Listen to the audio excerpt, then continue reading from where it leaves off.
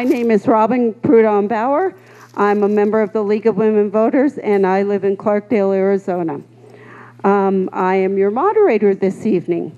We are co-sponsoring this forum with the Sedona Chamber of Commerce. They've been a partner with us for many, many years on doing candidate forums, and we're glad to be able to have them as a co-sponsor again this year. This forum is also being videotaped by Verde Valley TV for showing on Cable 1, Channel 56, Suddenlink, Channel 2, and it will be also on the Verde Valley TV YouTube channel. And a link will be posted on several websites. So if you know somebody who isn't here tonight, wanted to hear the candidates, they can see it online. Also, we have a couple other videos happening. It's being live streamed also this evening, and we have another video going on in the back of the room. The League of Women Voters is a nonpartisan political organization which envisions a democracy where every person has the desire, the right, the knowledge, and the confidence to participate. The purpose of this forum this evening is for the audience to get to hear the candidates on why they want to be your mayor.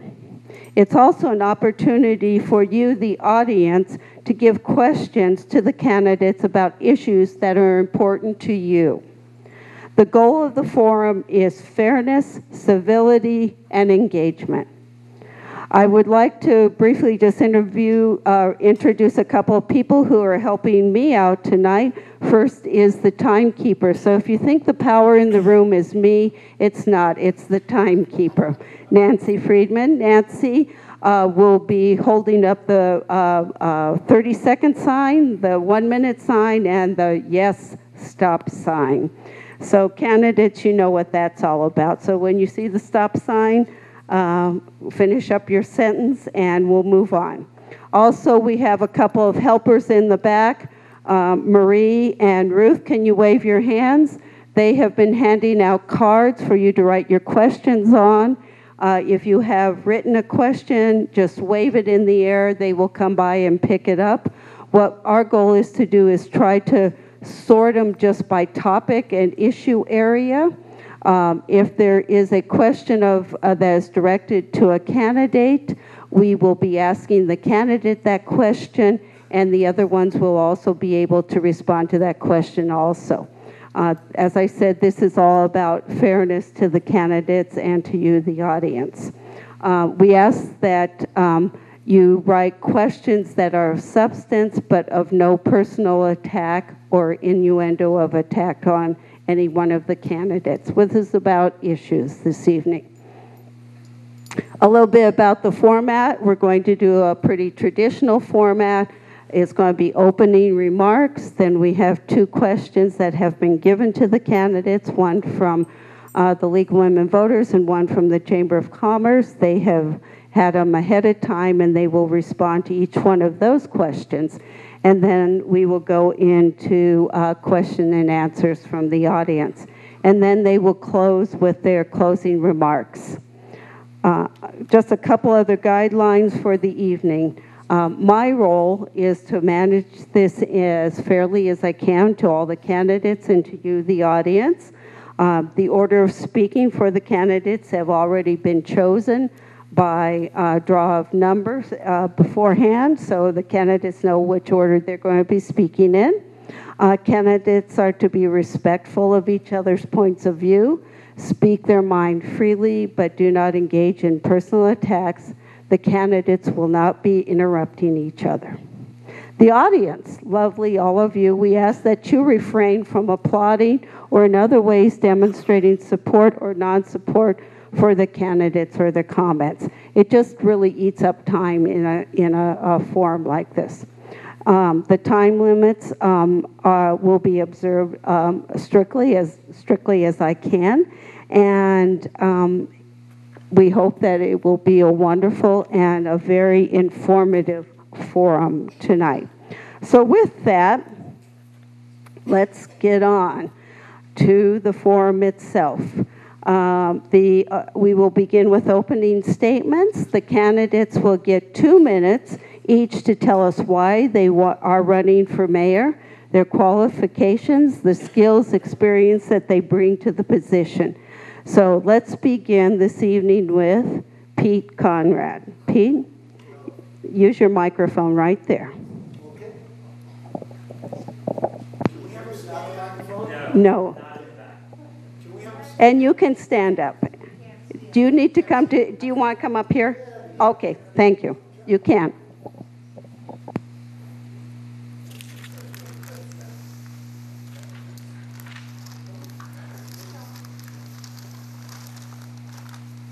Can everybody hear me?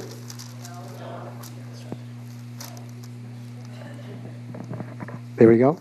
I've been outsmarted by a microphone. My name is Pete Conrad. I'm running for mayor of Sedona. I'm 61 years young. I'm married with 2 boys. In the back there is my lovely wife, Susan. She's the love of my life. She's my soulmate, and I have no idea what I would do without her. Thank you for everything you do for me and our family. We moved here 6 years ago from Northern Illinois. I'm a self-employed business consultant for the past 21 years, and I've been a business professional for the past 35 years.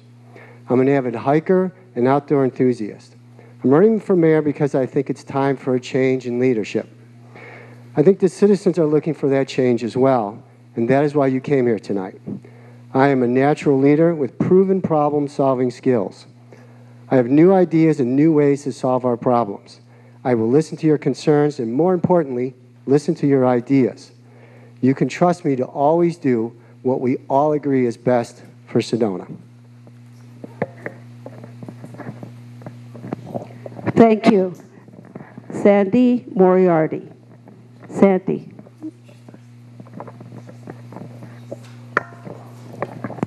Good evening. Can you hear me? Okay, I'm not going to stand up. I'm going to sit right here. You want me to stand up? I don't think it doesn't make a lot of difference, you know. Okay, see what I mean? Okay, you asked for it. Well, good evening. I want to thank the League of Women Voters and the Chamber for sponsoring this forum. Thanks to all of you for attending. I'm Sandi Moriarty, currently serving as mayor for the last 3.5 years. I was born and raised in Seattle, Washington, where I lived for 25 years. I moved to Sedona after visiting, like most of us, as a tourist in January of 1972. I worked for a CPA firm in Sedona for 31 years and am now a self-employed accountant.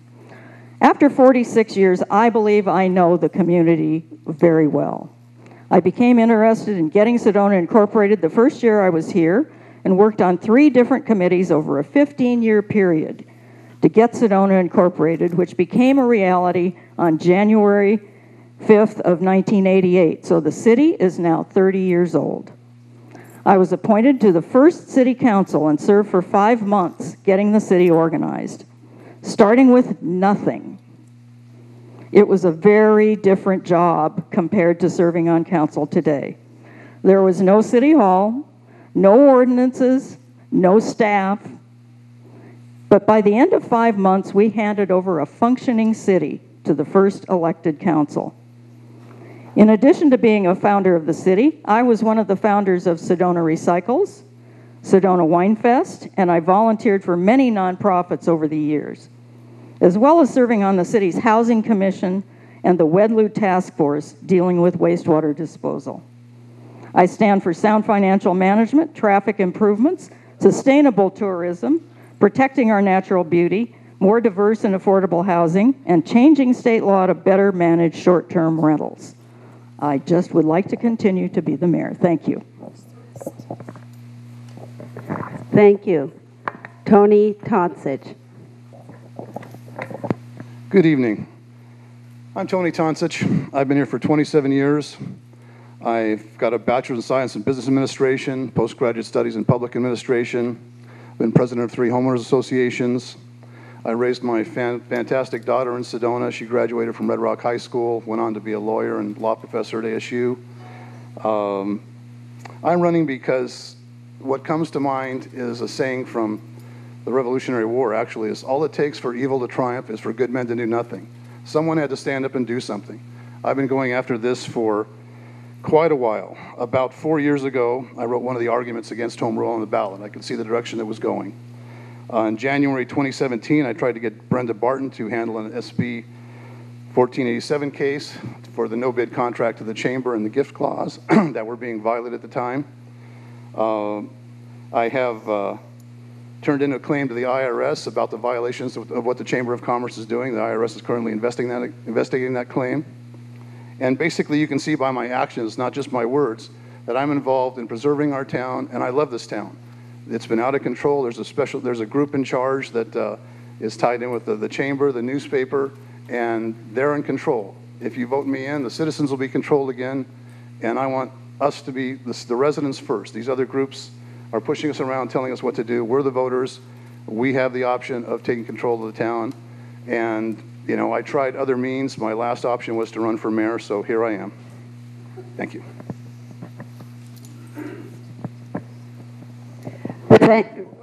Thank you. Make sure you turn that off. Thank you. Okay. We're going to start with the questions that were given to you ahead of time. And the first question is from the League of Women Voters. We know that you have lived in Sedona long enough to know that there are things you like and things that you would like to change about living here. Obviously, some of your questions have been presented in your campaign, but we would like you to narrow the focus a little more. So, what are the 3 specific things you like best about living in Sedona, and what are the 3 specific things you would change about Sedona? And we'll begin with Sandi.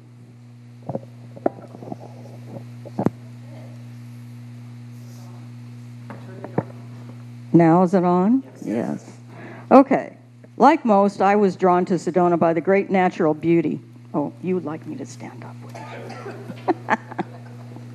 Every part of it, from the beautiful sunsets and clean air, to dark skies, to the snow on the red rocks, and the range of wildlife that we share the land with, from javelina and coyotes to snakes and beetles. But as spectacular as it is, Sedona's greatest natural assets would not be the same without the people who live here. For it is truly the people who make the place. I don't have family here, so many people have become like family to me over the years. And that is what keeps me here. And third, Sedona has given me the opportunity to make a difference, along with so many others, as a volunteer for causes I care about. It has been a very special honor and a privilege to serve as mayor. A once-in-a-lifetime opportunity, to be sure. And it will always be a part of me. Thank you.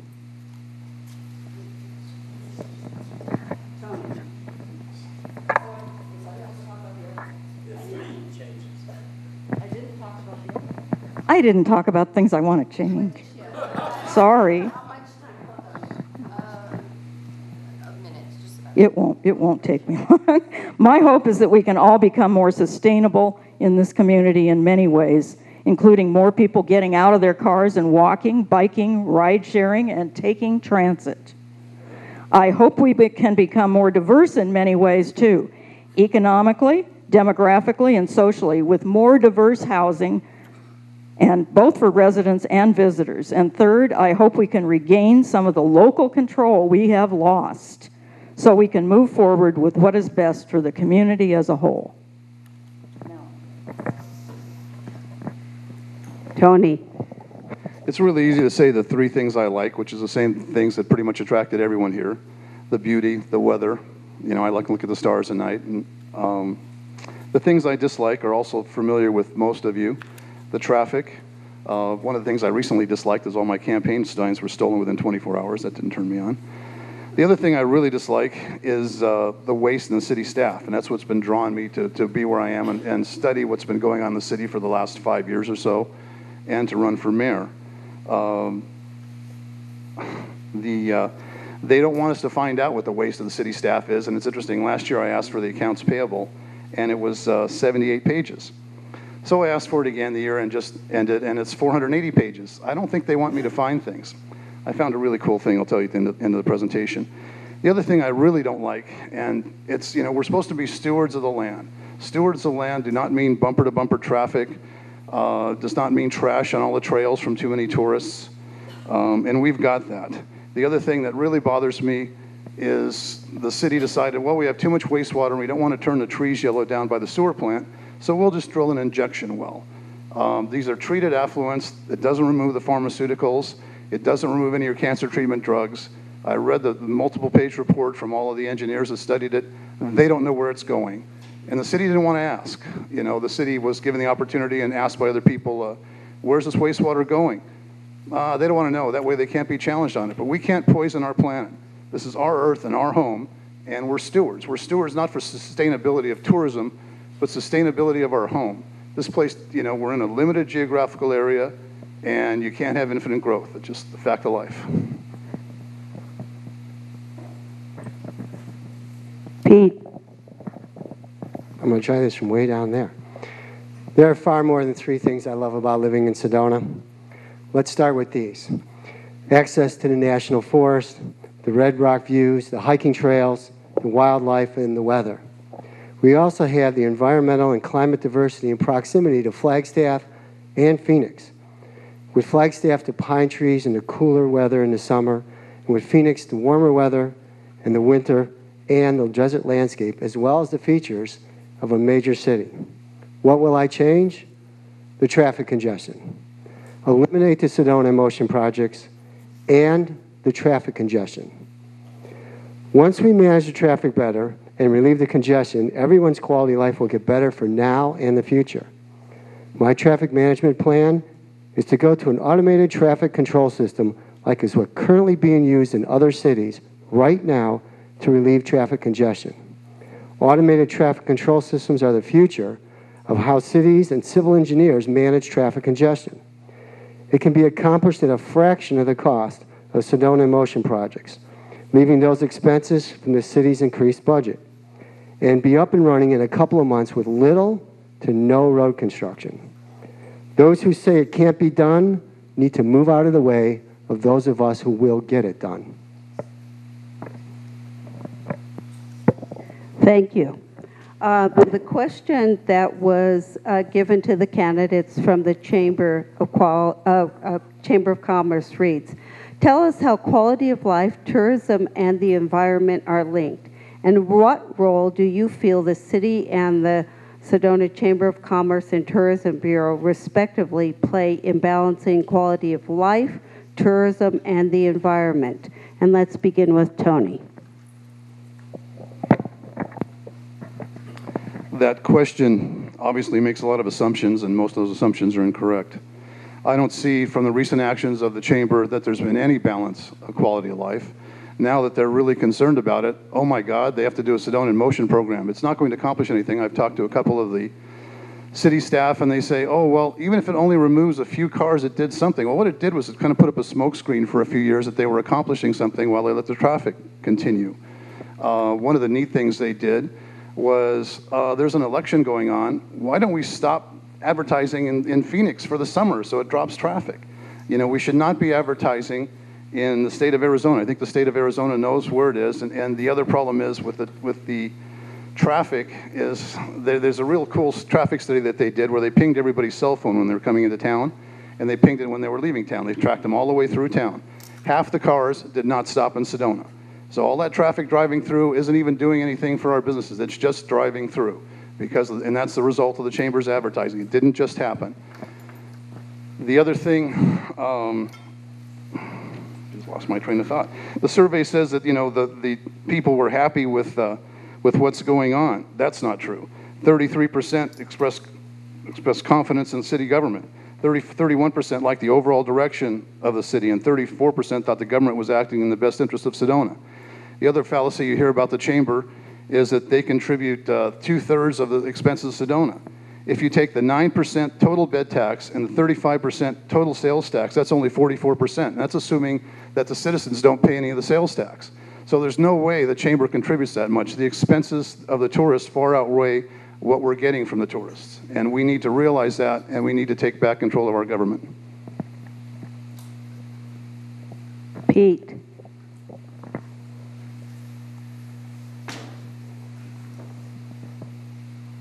Balancing tourism, the quality of life, and the environment.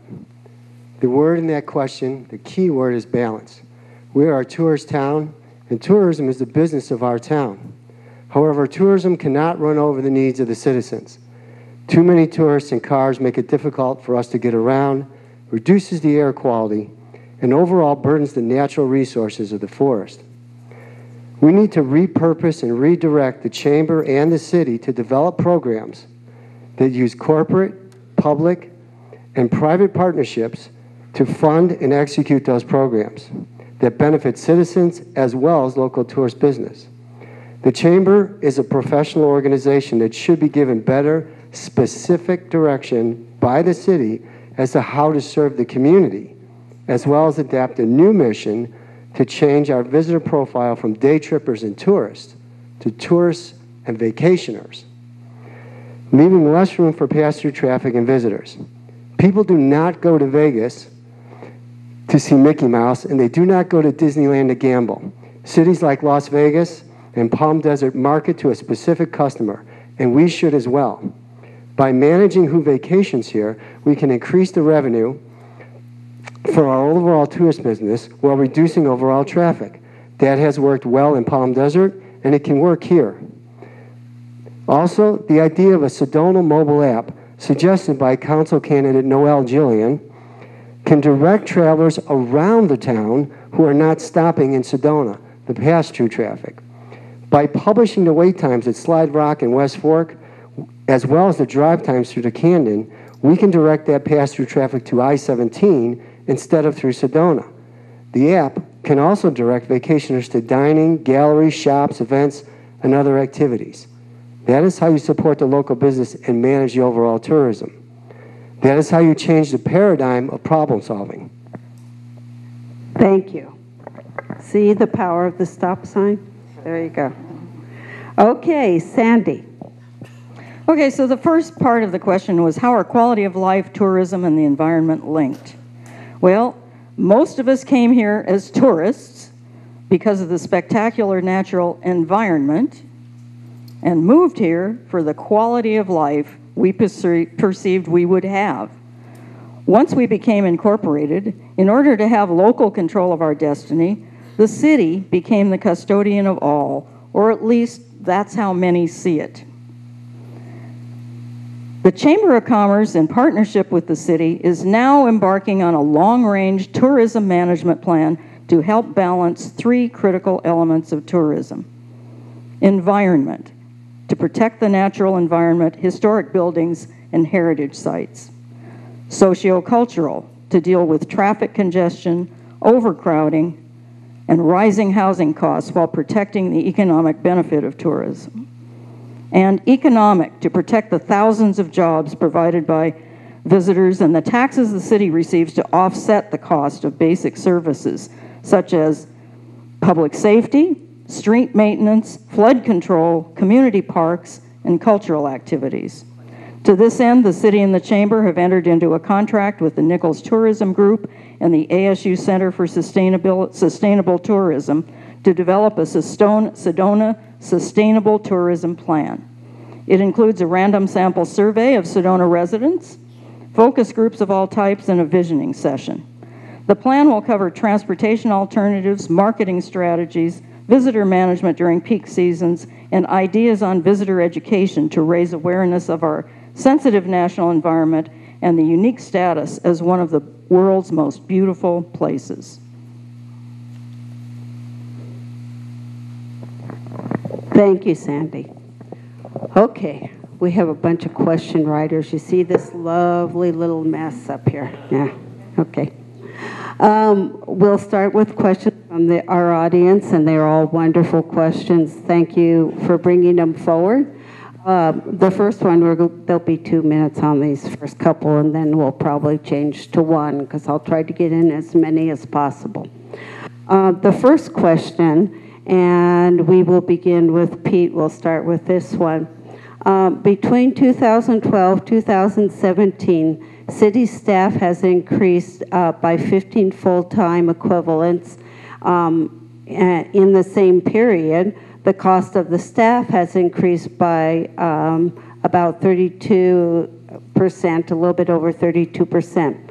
The population of Sedona has only increased about 1%, a little over 1% since 2000. How do the candidates propose to control costs? Pete, begin with you. 2 minutes. Sure.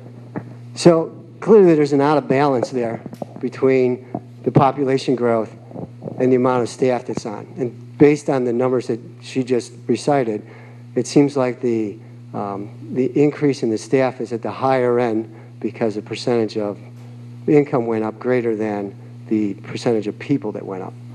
So that's something that we absolutely have to look at, because she is correct in that the number of people who have been in the city isn't any greater. One place I think that we absolutely did a good job of raising our staff is with the police department. I think our police department was understaffed from the beginning, and I think they've now reached close to the correct staff.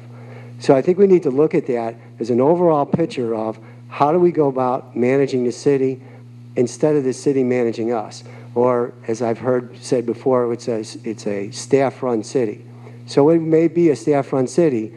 Unfortunately, I think the staff-run city needs to report to the people who are elected to office. Thank you. Sandi. Well, the growth in the staff is not just due to the population increase, it's due to the amount of economic activity that's taking place. So I think the starting year was, I don't remember what, 2012 or something. In any case, it's coming out of the recession. We had cut back a lot during the recession on staff. And so after the recession, it was only natural that we would staff up again. We started getting way more requests for building permits. Things were much more active. And so you just can't look at just one factor and say it's all because of that. Pete's right, the police department was understaffed for several years. That's what happened during the recession. We didn't fill vacancies. But after the recession, we did start filling those vacancies, especially in the police department. So that's a major part of the increase. And as I said, other activity just necessitated. There's more going on. Taxes were increasing. We can do more for everybody when we have more tax income. One of my favorite questions, I've been studying the staff for years. One of the most interesting thing that's happened recently is we had the community development manager retire, and we have an assistant city manager makes $135,000 a year. The community development manager made $117,000. They decided to combine those two jobs. How is that possible if they were both working 40 hours a week? It's not. So one of them wasn't working, or maybe both of them weren't working, I don't know. We've got 3 lawyers in the city of Sedona, 3 full-time lawyers. Last year we spent $18,000 on outside law firms. My daughter came in contact with one of our lawyers when my daughter was representing one of the liability firms for a claim that from someone who's injured in Sedona. They just turned over their liability firm. So 3 full-time lawyers, and they turned the work over to their liability firm and contract outside firms. One of my favorites, so I was going to say this, but it's a good time. You know, the Renaissance Inn Palm Springs is a very nice hotel. I don't know whether you got any stayed in Meridian hotels or both 4 or 5-star hotels. Cartwright's Restaurant. So the Meridian Hotel, that bill was $914. The Renaissance Hotel was $486. Cartwright's Restaurant had a team building dinner for $603. So this may have been some type of team building or work study. The only interesting part of this whole thing was the date. It was New Year's Eve. That's how they spent your money, and they put it on their credit cards. They changed the reports from 78 pages to 480 pages to make it hard for me to find, but I still found it, and that's what I do. There is so much waste in this city, it's unbelievable. And I'll stop right now, but I'll cover it more in another question because I'm sure I'll get another opportunity. But the waste is shocking, just absolutely shocking. I've been studying it for 5 years. I'm still shocked. Thank you. Next question. Sandi, we'll begin with you. This question is, I'm kind of combining two, is what do you consider the mission of a Chamber of Commerce to be for a city? And how do you envision that relationship to be? And how do you propose to keep a vibrant tourism program while improving the quality of life for locals? So it's 2 minutes, so it's kind of combined together. Okay, what is the function of the Chamber of Commerce? What is the mission of a chamber, of the chamber? of a chamber of commerce to be for a city? And how do you see that relationship, envision a relationship of a chamber with the city? Remind me of the second, but let me answer the first part first. I think the mission of the chamber is the tourism. The chamber actually has two parts to it. There's the membership organization and there's the tourism bureau. The tourism bureau is usually the part that's the city function. And some cities, like Flagstaff, have in-house tourism bureaus. So they don't contract with their chamber to provide that. We don't have that. We could, but I doubt if we could do it any cheaper. We'd just bring it in-house and have to hire more people and et cetera. So that is the function most cities have with the Chamber of Commerce. And the second part of the question was? How do you envision a relationship with a chamber to keep it, and how do you propose to keep a vibrant tourism program while improving the quality of life for locals? Yeah. We're always improving the quality of life for everybody, residents and visitors alike. We actually enter into a contract with the chamber, which we work in partnership with them to do. We have discussions about how the money will be spent. It isn't like they spend it and then come back to us later. They don't. We supervise that all along. We sign a contract with them so that we know what exactly they're doing with the money. And the last part of that was? Basically, how do you keep a vibrant tourism program while improving the quality Well, of I life think for the locals? Sustainable Tourism Plan is going to help us to do that, and that's why I explained that earlier, so I won't go into detail. Okay, thank you. Tony? Yeah, that's, we give the chamber $400,000 a year to manage the city of Sedona, but it's not the city of Sedona, it's a chamber visitor center. We pay for it, but they only recommend chamber members. Now, the taxes that are collected are from all the businesses in Sedona, but if you're not a chamber member, they won't mention you. Now, that's not wrong, and the city council is painfully aware of it, and they don't do anything about it. That's just wrong. So let the Chamber of Commerce run their own visitor center. The Chamber of Commerce gets $2.1 million in other dollars. The last fiscal year, they spent about $600,000 on advertising. The other $1.6 million is on product development. What's the product development in a small town? I mean, that's something that, we're managing tourists. I mean, it's crazy. When we came here, this didn't exist. This only exists in the last few years when you see the problems it's caused.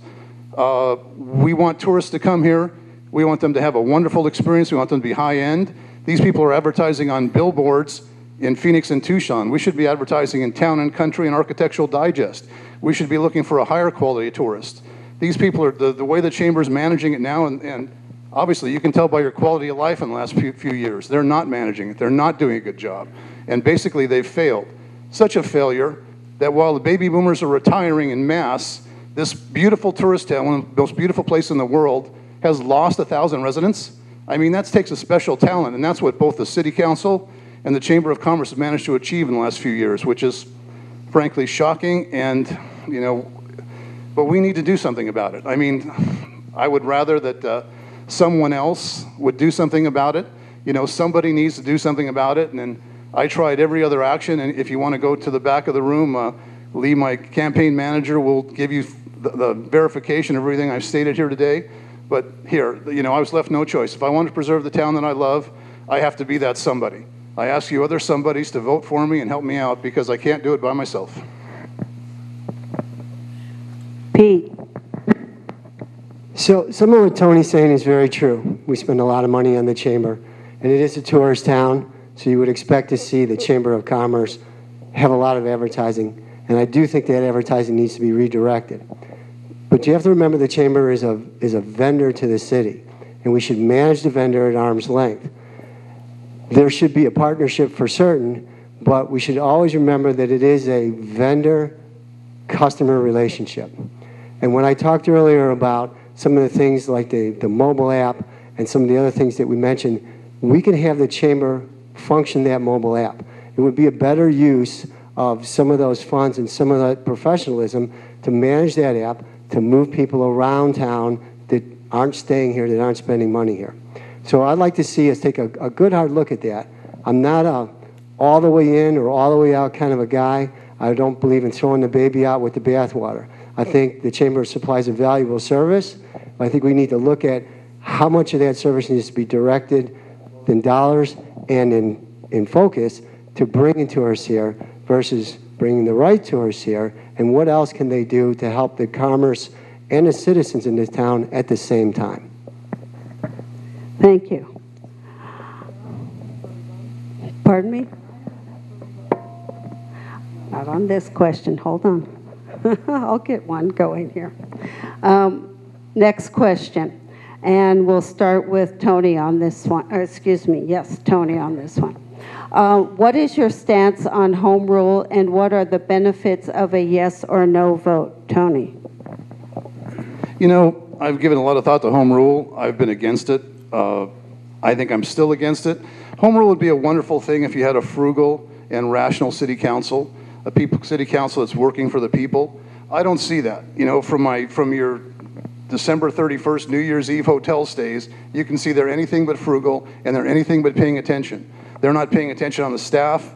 There's a lady by the name of Jean Jenks who's been doing a financial watchdog job of the city much longer than I have, and she's smarter than I am.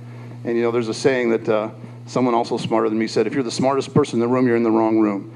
So when I gave Jean Jenks the accounts payable from the last financial period, the 78-page one, not the 480-page one they pawned off on me just recently, she said, I knew it was bad, but I didn't know it was that bad. So if these people could be trusted with your money, but they can't. I mean, obviously, you know, that still showed on the accounts payable a $900 hotel room on New Year's Eve. How do you let that happen? You know, how do you in any kind of, if you're paying any attention to what's going on? I look through the accounts payable. I've been in business. These people seem to be like the dashboard dogs when the city staff come in. Oh, we can do that, okay. Oh, we can't do that, that's too hard. They say, okay. There's nothing too hard when I ask a question of my staff. You know, it needs done, they're working for me, that's the way it's gonna be. They're working for you. Right now, the city's working for the Chamber of Commerce, it's working for the city staff, and the citizens are a far distant third. I don't wanna be a distant third with people I'm paying. I refuse to accept it, and it's up to you to whether you wanna vote me in, and not only me, I'm one voice on the city council, but I need the other voices to have the vote. Otherwise, they're gonna say, well, gee, that's business, not the way governments run. You want government, you know, you like the way governments run? That's why I say no to home rule. If it was, people were taking care of things, we wouldn't need that much money. You know, I can run the city on the no home rule budget. There's enough waste in there. It's shocking. It's just shocking. I can't, I only get a short time to answer these questions. Thank you. But I could go on for hours. Pete. Well, home rule is the 800-pound gorilla in the room that everybody's been talking about for the last several months. And the state gives us lots of different options for managing the budgets of our city. Home rule is one of them, permanent base adjustments another, one-time overrides is another. I think under certain circumstances, home rule is probably a pretty good idea because it takes the control away from the state and gives it to the city. But I think you go one step further and take the control away from the city and put it in the hands of the citizens. So my gut would be to say, to go with a permanent base adjustment for the simple reason that the citizens can put a cap on the total spending. Now, the only way that that's going to happen in our town is if you vote no on home rule. Because if you vote yes on home rule, for the last 20 years we voted yes on home rule and never gone back and adjusted that base, which is $24 million, which I believe you can't run the city on. I don't think you can get close to running the city on it. So I think you need to find some ground in between, and the permanent base adjustment that's going to be on the ballot in November is about the same amount of money the city spent last year. And I think that's a good place for us to start. It also gives us a chance to relook at that budget every 2 years. It gives that citizen engagement and oversight that it's missing with home rule. Sandi. Yes, I am in favor of home rule. As I said, I like local control. That's why we incorporated.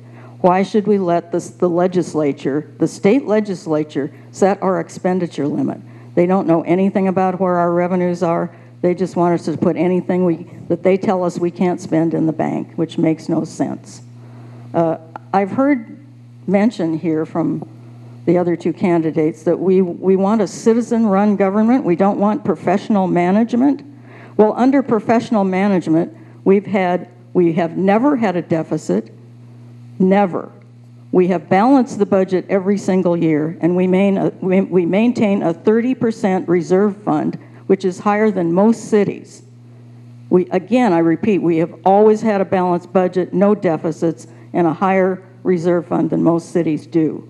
So if you take away professional management, that just makes absolutely no sense to me. So yes, home rule allows us to set our own expenditures.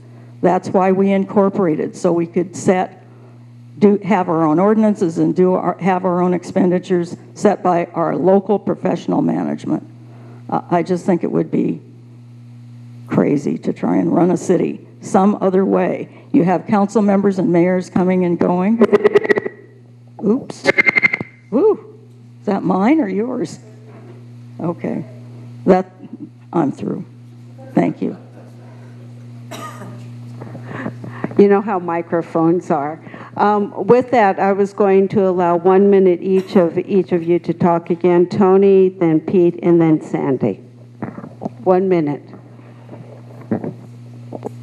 You know, Sandy said we had a balanced budget that's required by state law. In the last fiscal year, we spent about 10 million of our reserves, so that would balance the budget. You can spend reserves and balance the budget. If you consider that balanced, if you consider that frugal. One of the things that got me into this was when I was president of one of my homeowner associations, I wanted my streets paved. They promised to do it in 2012. I came to them in 2013, when are you going to do it? They really, oh my God, silence on the other end, because I'm asking a hard question, and they didn't realize I had a letter in my hand saying they were going to do it. First, they denied trying to do it. So the city has 106 miles of roads they have to maintain, our professional management. You know how much they pave every year? About 1.5 miles. So it's going to take you more than 50 years with this professional, frugal management to pave the streets that Sedona is supposed to maintain. If you had the county, you'd be way better off, but if that's professional management, I hate to see unprofessional management. Pete. I'm pretty sure I said most of what I was looking for before, but I'm going to go back and just hit it one more time. I really do believe that the citizens need oversight into the budget. And we do have a budget commission in this town that is the citizen oversight, but there's a couple of council members on that budget commission, and I really think we need to go out into the community and find some people that, like Sandy said, are professionals, accountants, economics, that can come in and take a look at that and say, okay, just from a third-party view, this is what we think. Sandy. Yeah, first of all, we pave more than 1.5 miles a year. We pave 4 to 5 miles a year. In terms of professional management, we already have found those people. They're on our staff. They're very good. So I don't, and as far as balancing the budget goes, no, we did not take 10 million out of the reserve fund I talked about. We took it out of the money we have saved. So the balanced budget, according to the state, means financial resources on hand. Yes, we have a capital expense fund that we put money into. We have surpluses every year, and it goes into the capital expense budget. And then when we want to spend it on a capital project, it comes out. That was where the $10 million came from. It did not come out of a reserve fund. We never even dipped into our reserve funds the whole time of the recession, the Great Recession. We never dipped into it. Thank you. We're going to start with Pete on this one. The question is, how do you foresee the growth of Sedona being managed? And it's a two-part. And what precisely does sustainability mean to you in the context of what is possible in Sedona? Details, please. 1 minute. Wow. So, when I first moved here, I thought this would be a great town for small businesses to open up and operate here. But if you look around at the town itself, there's not, this is on, right? There's not a lot of room, there's not a lot of office space for a lot of small business to run in. So I really think we're going to have to live with the fact that we are a tourist town. That's just the way it is. It's the business of our town. Sustainability is not something just like quality, it's not something you can inspect into the process. Sustainability has to happen from the ground up. It has to happen with people not buying bottles of water in plastic, but instead, not buying small bottles of water, but buying gallons of water and reusing containers. That's one example of how sustainability needs to work. You need to do it from the ground up. You need to say, we're going to think about it with everything we do, instead of have somebody oversee what you've already done. Tony. You know, there's sustainability and there's preservation. The Chamber of Commerce would have you believe sustainable tourism is as long as we don't have tourism that's bumper to bumper. You know, if we have people crowding the rocks and they don't have a good experience here. This place used to be focused as one of the most spiritual places in the country, in the world, actually. There's 2 positive energy places in the world, and I've never felt the energy from a vortex, but people have. You know, people should be able to come here and say, and exhale and say, wow, Sedona. When I was first coming here up until the last few years, I'd come into town and like, oh, I'm home, I'd exhale. And now people come in and it's like they're bumper to bumper traffic. The tourists aren't going to have a good experience with bumper to bumper traffic. The businesses are going to have to advertise more because they're not going to get any return business. We want people to come to Sedona and fall in love with the place like we did. I fell in love with the town. I'm not in love with the way it is. I don't want it to continue. I don't want them to make it more sustainable. I don't want it to make it more paved. There's something called preservation and care for the land. And right now, you know, they just want to pave it. That's the Sedona in motion. Let's pave some more, and maybe we can pack some more people in here. That's not sustainability. Sandy. Would you repeat the question? It seemed like it was a lot How longer do you than that. foresee the growth of Sedona being managed, and what precisely does sustainability mean to you in the context of what is possible in Sedona? What is possible in Sedona? Almost anything is possible in Sedona. Sustainability is a tall order, and no one can talk about it in a minute. We are already managing in a sustainable fashion. We're hiring a sustainability coordinator to make sure we're doing even more, but we're already heading in that direction, quite frankly. And I'm sorry, I just get lost in the detail of that question. But we are all about sustainability, really. That's the underpinning of our community plan, and we're heading for that by hiring the sustainability coordinator. Recycling is certainly one way you have sustainability, but there's so many other components to it, really. There's power, there's electricity and sustainable power plans and all of that sort of thing. So there's so much we can do. Conserving water is a big one in Arizona because we've only got a limited amount of water here, so we have to be very careful with the way we manage our water. Thank you. Thank you. We'll start this question with Sandy. You get it back, so it's going to be you. What plans do you have to increase rental housing for our workforce? What plans do you have to increase rental housing for our workforce? Well, for one thing, excuse me, 1 minute. Okay, well, we've lost we don't have much affordable housing here to start with because we are very, very low on housing stock of apartments. It's about 4% of our housing stock. It actually drops, and statewide it's about 22%, so we're in a bind to start with. So rental housing has been in the form of single-family homes that occupants share. And now, with the short-term rentals taking over the town in large part, we have driven out some of those long-term rentals of homes. That's why I'm working with the state to make it possible for the city to manage short-term rentals better, and I believe we can get that done. It may not be a quick fix, but it does need to happen, and I really believe we can do it. There's a lot of interest at the state level in doing it already, so we are heading in that direction now with the state legislature. Okay. Tony. The short-term rentals and Airbnb are a problem. They are destroying our neighborhoods. We need to not wait for the state to take action on that. You know, the state says we'll penalize you. We need to say this is our town, we're going to do something about it. I think people should have the opportunity to rent out their home if they want. You know, if they want to rent out a room, if they live there. These people deciding that they're going to buy an investment house and plop a hotel down next door to you, I think is unacceptable. Now, we need to fight that, you know, like people saying, no, you can't. I don't believe in the word can't. There's a way. You know, we pressure our state representative enough that they're embarrassed by what they've done, or we try and, you know, we find a house next to them and rent it out with a bunch of, you know, bunch of transients 5 days a week, bunch of different people. It'll change. You know, these people say, oh, we can't, or the state says we can, or the city staff says, oh, we can't, and they're professionals, we got to believe them.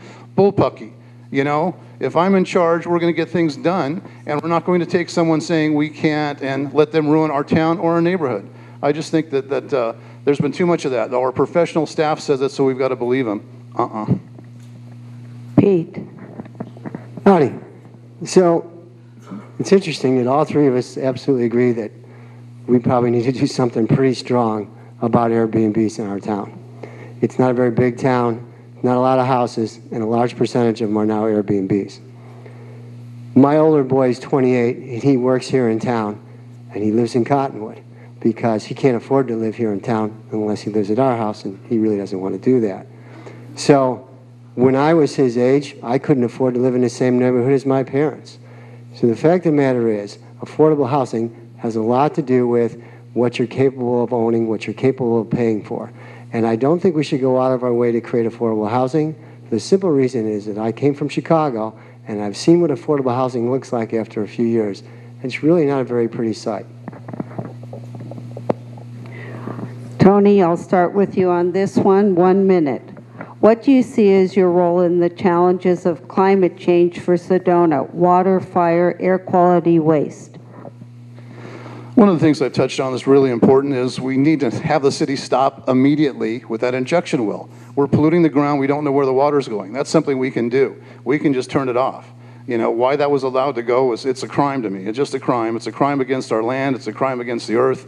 It's a crime. The other crime we have going on is bumper-to-bumper traffic that's caused by the chamber advertising. You cut them off, maybe, you know, we'll do a 2-year experiment. We'll cut the chamber off for 2 years, and if it turns out I'm wrong, you know, that everything crashes, but if it turns out that as the study says, half the traffic doesn't stop in Sedona, and we get a higher quality of visitor, which is what the chamber is claiming to do, because I tell you, when I talk to the realtors in town, they come in, our property value used to be the highest in Arizona. It's not anymore, because people come in, look at this place, oh my God, it's beautiful, the houses are inexpensive. They come back on a weekend, they say, we're not going there. It's the air pollution that the tourists are generating, the trash that the tourists are generating, and the pollution we're putting in the ground. I mean, this is stuff that we've allowed to happen through active means. Thank you. Pete. So I mentioned the automatic traffic control system when I started. This was put in place in Los Angeles 4 months ago. In the first 30 days in Los Angeles, they reduced the traffic congestion by 12%, and they increased traffic flow by 16% in 30 days.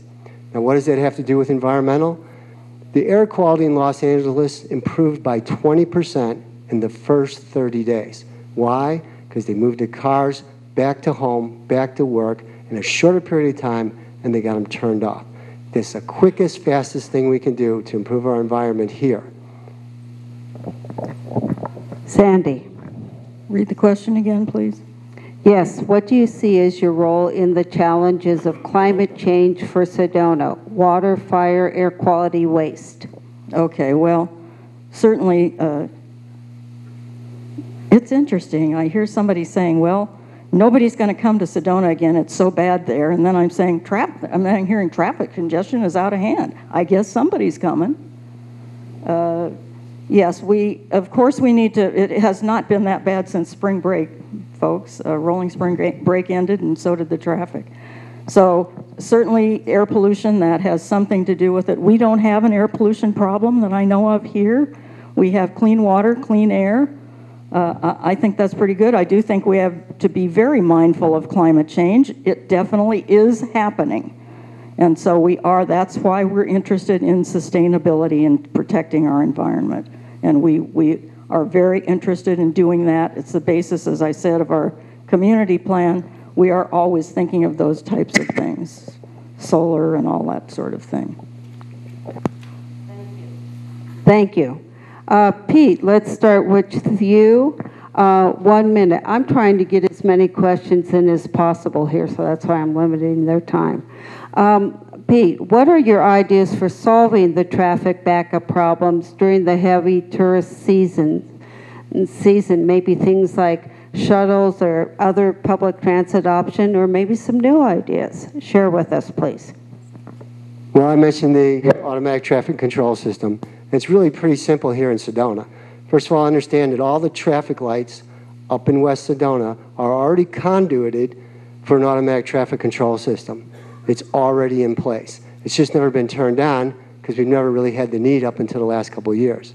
Basically what we would do is put in pedestrian control lights from the art barn all the way to the other side of Tlaquepaque and synchronize those lights so that they allow the traffic to flow for 2.5 minutes and then stop the traffic for 30 seconds and allow the pedestrians to cross. You can move 2,000 cars an hour through Uptown that way. You can go all the way from the art barn to the other side of Tlaquepaque and back, or all the way from the art barn to Mariposa and back in 2.5 minutes.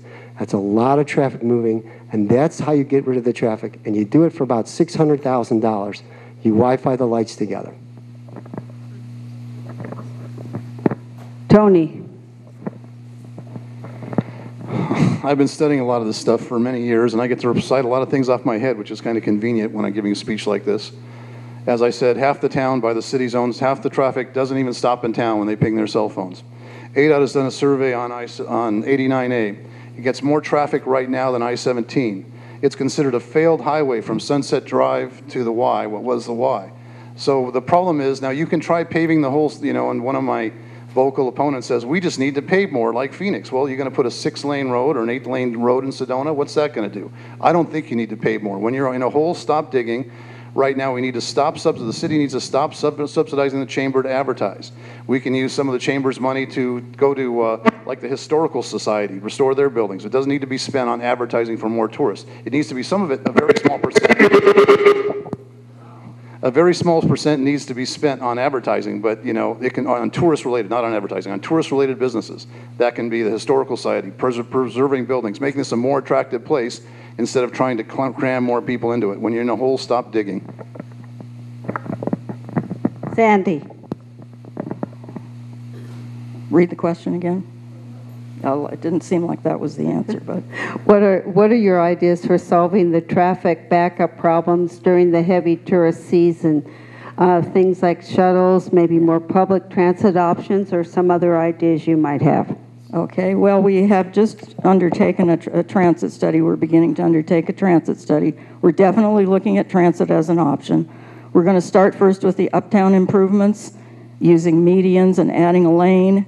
There's only 2 lights in uptown, so I'm not sure how many lights we could coordinate there. We're not talking about going, I heard, so 179 and uptown are the big congested areas. I thought that Pete said something about going from the art barn to somewhere else, but there's only 2 lights in that stretch. So I'm not sure what coordinating that is going to do. The other thing we're looking at is slip lanes at the Y, and that will help to move traffic through that area. But the uptown improvements will include medians and try to stop interference with traffic from pedestrians, so it'll control the pedestrian crossings more. We may look at underpasses, overpasses to help with pedestrian crossings. Okay, I've got to stop. Thank you. We had planned to have this forum for about an hour. I have several questions. If it's okay with everybody, could I go for another 15 minutes? 15 minutes, hands up. Okay, thank you. Okay, we're on for a few more. Is that okay? Okay. Only a few more? Okay. I will start this one with Tony. What do you think you and the council could do to limit noise from ATVs on Sedona's roads? Oh, that's that's the easiest one ever. We've got a K9 unit.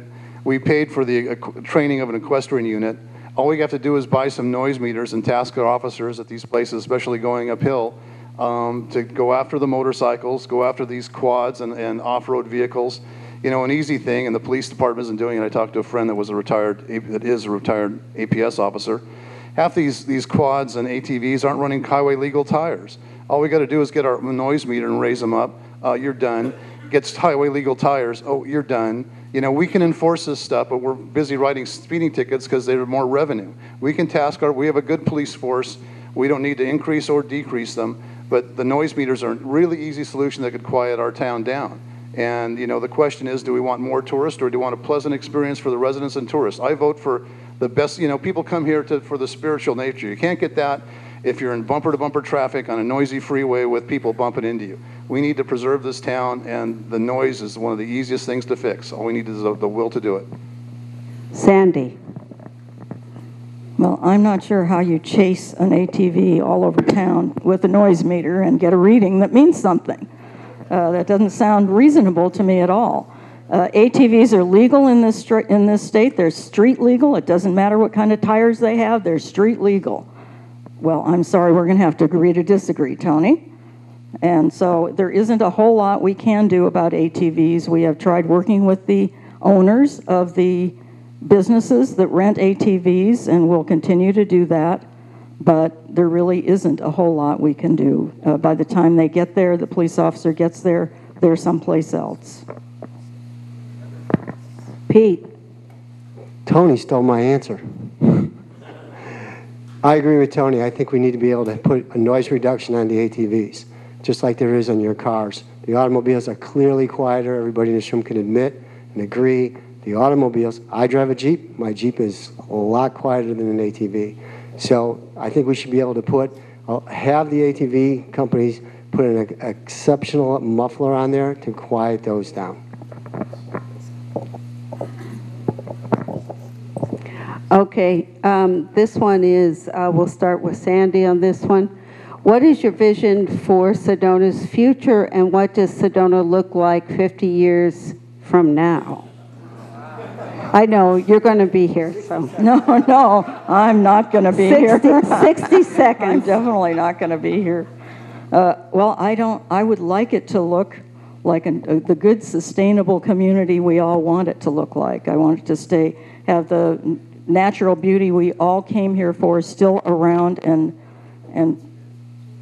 visible for everyone, visitors and residents alike. I think we all want that. We want to be an efficient community. We want to be an effective community and run well, of course, and based on sustainability. So we've got a lot of work to do to become more sustainable, and which is why, as I said, we're hiring a sustainability coordinator to work on that. But that's what I would like to see. I'd like to see plenty of dark skies and clean air and clean water and a guaranteed water supply for all of us. Pete. So like Sandy, I won't be here in 50 years either. My little guy in the back will be mayor then. Climate change is a real problem, and this is an area that we see violent changes in the weather because of climate change. We've all seen it this year where we have an exceptionally heavy monsoon season, exceptionally early. And this is the kind of weather we're going to see going forward in Sedona, in the rest of the country. But because we already start with an extreme weather circumstance, we're going to see even more extreme weather circumstance. I don't know how much we can change because the bowling ball is going down the path already. I don't think there's much that we can do about it. What we can do is, try to have the small impact that each of us can have, recycling and not be wasting the materials that we have. Tony.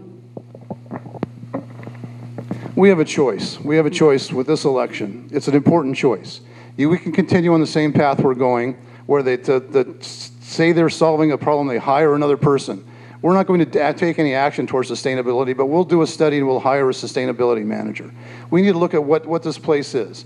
I don't know how many of you have been to Tombstone, Arizona, but they still have wooden sidewalks. If the people in charge of Sedona right now were in charge of Tombstone, it'd be paved and be a freeway through the center of town.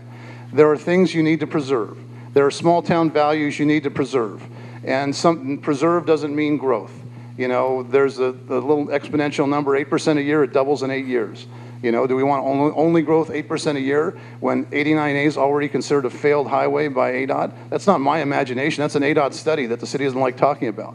Sustainability is to try and stop things when you say enough. But some people are motivated by greed. I've never been motivated by money, but some people it's never enough. You know, how much more can we get into? How many more lanes can we do? You know, that's not sustainability. Thank you, Tony. Let's start with Tony on this one. Even before your recommendations may go into effect, whatever your platform has been, what is your empathy for residents who have been delayed or inconvenienced by the rising tide of heavy traffic in Sedona? 1 minute. You know, I got a letter this week from a gentleman, and I asked him if he could read it, but because of all the bullies in town, he said, no, you can tell what I'm saying, but you can't use my name. And he's an older gentleman. He's been in Sedona for 40 years. He says, you know, if the town continues like this, I'm going to have to move. And you know, we have to look at, are we running it for a tourist town? We're the voters. We're the residents. It's not just a tourist town.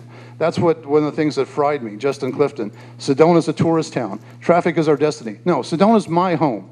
It's your home. I don't believe traffic should be our destiny. I believe we should preserve this place and make it, you know, I love my home. I've been in my house, not only, I've been in Sedona 27 years, my house for 20. I love my home. You're driving me out of it, not only me, but some other people. The procedures, the process, the staff, the city, and the Chamber of Commerce have been doing are driving people out of their homes. You know, I want this place to be preserved so someone comes and falls in love with it like I do. The tourists come and fall in love with it like we did and get Red Rock fever. No one's talking about Red Rock fever now. They're talking about the traffic. You know, it used to be Red Rock fever, not anymore. Thank you. Pete.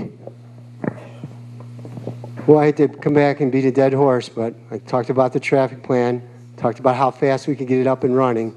2 months. Could be up and running in 2 months. It would make a difference. How long did it take LA? 30 days after it was up. So for the people who live here is looking for a change right now, that's the change right now. Sandi. Tourists aren't going to go away. Whether the chamber advertises or not, frankly, they're not going away. There's a million ways that people hear about Sedona. They've been hearing about it for years. Everybody knows about it. That's not the one thing that's going to take it away, and neither is a couple of timed lights. So we don't have severe congestion 24/7. We have it at certain times of the year and certain times of the day. And yes, we can manage it better. That's what we're trying to do. We can't do it without continued funding. So I'm sorry that some people think we're doing such a terrible job, but you know, I think we're doing a good job. We have professional management, we have professional studies, we have a professionally done plan, and to say that something's going to change it, for one thing, ADOT still owns most of the roads, the highways in this town. You aren't going to get them to do anything in 60 days. We can do some things in Uptown, but as I said, Uptown is part of the problem, not all of the problem.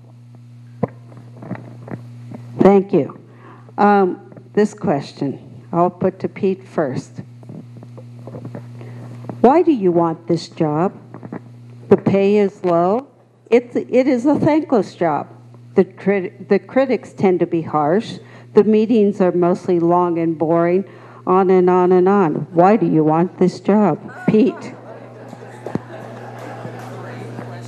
The pay is low? You didn't tell me that, Sandi. I want to serve. It's just that simple. I want to serve the community. I think I can do a good job. I think I can solve some of the problems. I think I can gather the people who live here, the smart, intelligent people who live here, and come up with a real community plan done by the community to solve our problems. And I want to serve. I think I can make a difference.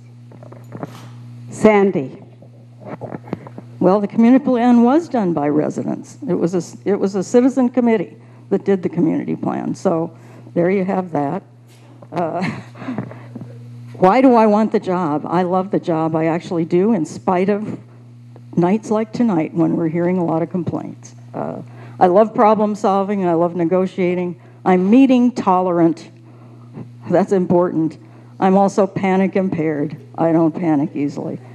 And I'm very hard to insult, by the way, so give it your best shot, but it's not going to work.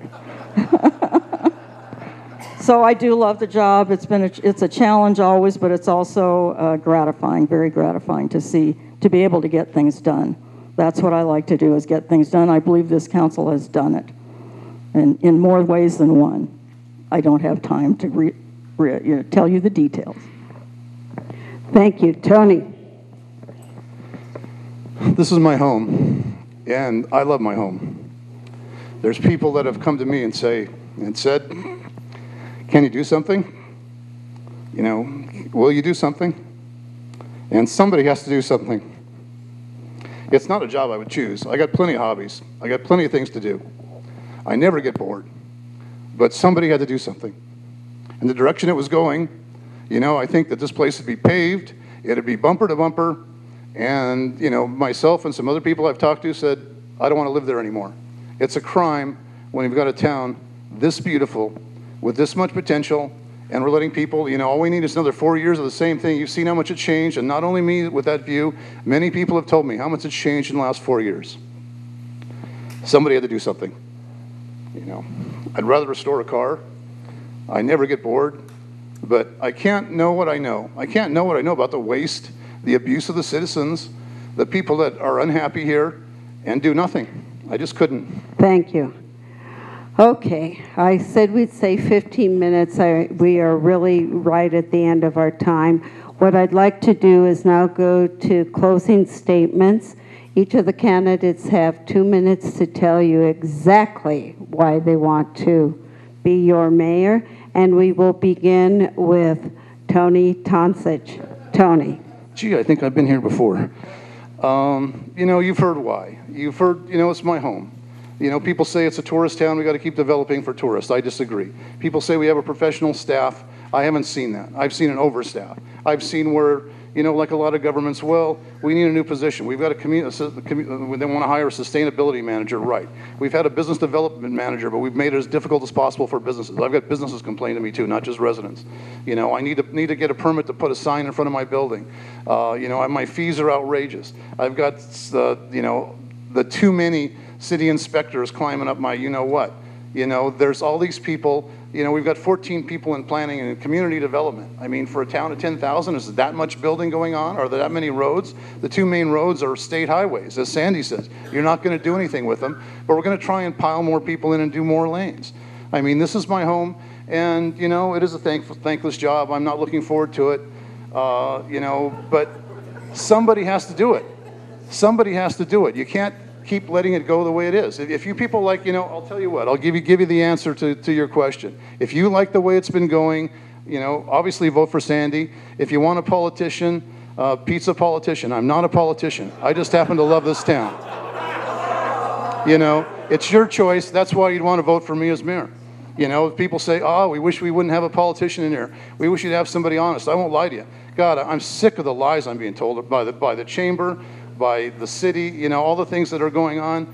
Those things just fry me. You know, oh, we're doing this. You know, I talked about, oh, the Chamber of Commerce provides 60, 70, whatever they want to say of the income of the city. They don't. It's maybe 30, 35%. You know, all these things are falsehoods.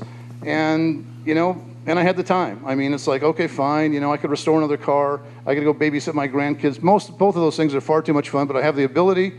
I'm not going to take what the staff said and just nod my head. No, I'm going to want it done right. So that's why I'm running. Thank you, Tony. Sandi Moriarty. Okay, well, I got bad news for Tony. It's not a 4-year term. It's a 2-year term. Pardon? 2-year term. 2-year term. Yeah, it might. So I am not a liar in spite of what he says. I think a lot of you know that. You know me. I've been here a long time. I've been here 46 years. I know many of you and the town very well. It sounds pretty close to a personal attack to me, but I'll let it go. As I said, I'm hard to insult, but he did his best, and he didn't do it. Again, I stand for sound financial management, traffic improvement, sustainable tourism, protecting our natural beauty, more diverse and affordable housing, and changing state law to better manage short-term rentals. As a matter of fact, last year, we are effective with the legislature. We got them to pass a bill that says it will change the way short-term rental tax is collected. It'll be collected by all of the online lodging marketplaces and not by the homeowners. So we did everybody a favor, including the cities and the state, because we'll collect more revenue that way. This year, I'm trying to get state law changed. No, we can't just tell a legislator that we want to do it a different way. That doesn't work. So, but local control is important, and especially when it relates to our budget. We have a track record of balanced budgets, a strong reserve fund, no deficits, and we've invested in the community. I ask for your vote, and please visit my website for more information, mayorsandy.com. Thank you. Thank you. Pete Conrad. I like panic impaired. Can I use that? There you go. I'd like to thank the League of the Women Voters and the Chamber for hosting this event. It's not easy to do, and we all appreciate your efforts and your volunteerism. I hope that by coming here tonight, you have learned a little bit more about me and who I am. In the last couple months, I've learned a lot about Sedona and the people who live here. Meeting with the citizens of Sedona, I've learned that there's a great talent pool of professionals, doctors, lawyers, engineers, and scientists. And I'm going to ask for the support and help of those people to help make Sedona a better place. Neighbors helping neighbors for our neighborhood. If you don't like the direction our town is in, I am your candidate for change. We can do better, I can do better, and I think we deserve better. Thank you very much for listening to me. Thank you very much for letting me hear you. And make sure you vote in August. Thank you very much. Thank you. Let's give the candidates a round of applause. Thank you, candidates. And thank you, audience, for all of your questions. I know that we had a stack of them here, and I'm getting waved at in the back. Yes, I've got it on my list. So the candidates, I'm sure, will be hanging around for a while after we adjourn, and you're welcome to speak with them. I'm sure there are other opportunities in the next few weeks as election gets underway for you to continue to talk with the candidates for mayor. Also, on next Thursday night at 5:30 will be our forum on the Sedona Home Rule, which is on the ballot. We will have the proponents and the opponents of Home Rule speaking, along with a presentation on Home Rule itself.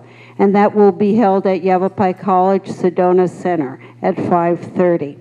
Also remember, Election Day is August 28th.